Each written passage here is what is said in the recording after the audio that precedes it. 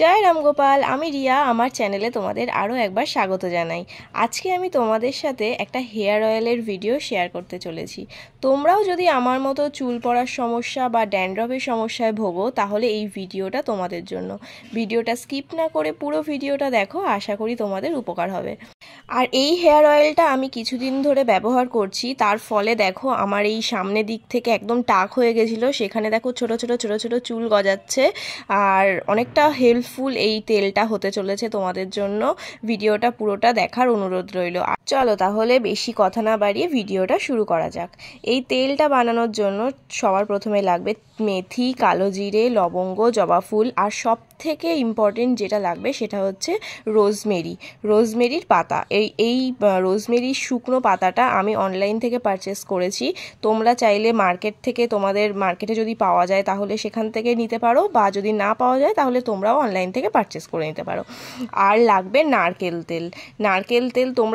তোমরা হচ্ছে যেই তেল ব্যবহার করো সেই তেলও নিতে পারো। তো প্রথমে দেখো আমি গ্যাসে একটা বাটি বসিয়ে নিয়েছি, তারপরে সেই বাটির মধ্যে জলটা দেব।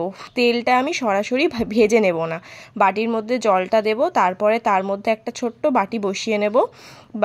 বসিয়ে নিয়ে তারপরে আমি ওই বাটির মধ্যে তেলটা ঢেলে দেব। পুরো তেলটা এই ছোট বাটিটার মধ্যে দিয়ে দিলাম। তেলটা যখন হালকা গরম হয়ে যাবে তখন আমি লবঙ্গ দিয়ে নেব। লবঙ্গের অ্যান্টিঅক্সিডেন্ট ও অ্যান্টিমাইক্রোবিয়াল উপাদান চুলের গোড়া শক্ত করে ও চুল পড়া কমাতে সাহায্য করে। লবঙ্গ স্ক্যাল্পে চলাচল বৃদ্ধি করে, যা চুলের দ্রুত বৃদ্ধিতে সহায়তা করে। লবঙ্গের অ্যান্টিসেপটিক বৈশিষ্ট্য স্ক্যাল্পে খুশকি, চুলকানি ও জীবাণু দূর করে। আর এরপরে আমি দেব কালো জিরে চুলের শিকড় মজবুত করে এবং নতুন চুল গজাতে সাহায্য করে। এটি চুলের গোড়ায় রক্ত সঞ্চালন বাড়িয়ে চুলের বৃদ্ধি করে। কালো জিরে থাকা থাইমোফুইনন নামক অ্যান্টিঅক্সিডেন্ট ও অ্যান্টি ইনফ্লেমেটরি উপাদান চুল পড়া রোধে কার্যকরী। এরপর আমি অ্যাড করব মেথির মধ্যে থাকা প্রোটিন ও নিকোটিন অ্যাসিড চুলের গোড়া শক্ত করে ও চুল পড়া কমাতে সাহায্য করে। এতে থাকা লেসিথিন চুলকে হাইড্রেট করে ও মজবুত করে তোলে। মেথি রক্ত সঞ্চালন বাড়িয়ে চুলের দ্রুত বৃদ্ধি ঘটায়। মেথির কিন্তু প্রচুর গুণাগুণ রয়েছে চুলের ক্ষেত্রে। এবার আমি অ্যাড করব রোজমেরির কথা কি বলবো, রোজমেরি তো টাকেও চুল গজায়। রোজমেরি স্ক্যাল্পে রক্ত সঞ্চালন বাড়ায়, যা চুলের ফলিকলকে সক্রিয় করে এবং চুল পড়া কমাতে সাহায্য করে।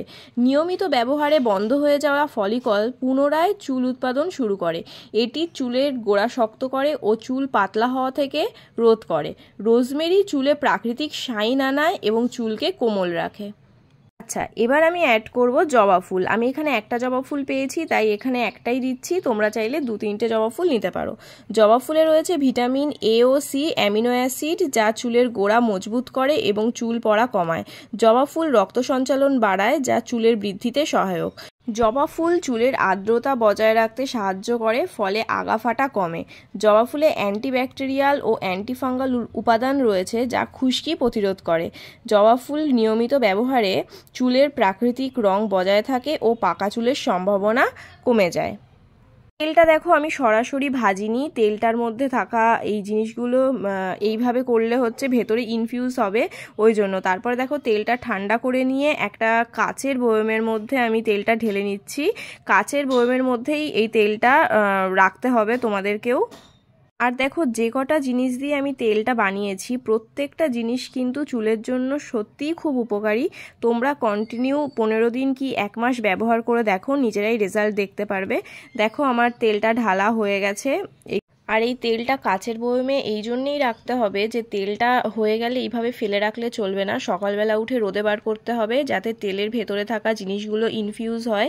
আবার সন্ধেবেলাতে তুলে নিতে হবে। তো এই তেলটা ব্যবহার করতে হবে স্ক্যাল্পে হালকা হালকা করে লাগিয়ে নিয়ে, খুব আলতোভাবে গোড়ায় গোড়ায় লাগাবে, বেশি ঘষাঘষি করবে না। লাগানোর পরে আস্তে আস্তে মাসাজ করে নেবে। আচ্ছা, আমার এই ভিডিওটা তোমাদের কতটা হেল্পফুল হয়েছে আমাকে কমেন্টে বলো, আমারও ভালো লাগবে। আর চ্যানেলে নতুন হলে চ্যানেলটা সাবস্ক্রাইব করে পাশে থাকা বেল বাটনটা অন করে দিও, যাতে সবার আগে তোমাদের কাছে আমার নতুন কোনো ভিডিও যায়। আর সবাই ভালো থেকো, সুস্থ থেকো, দেখা হচ্ছে নতুন একটা ভিডিওতে।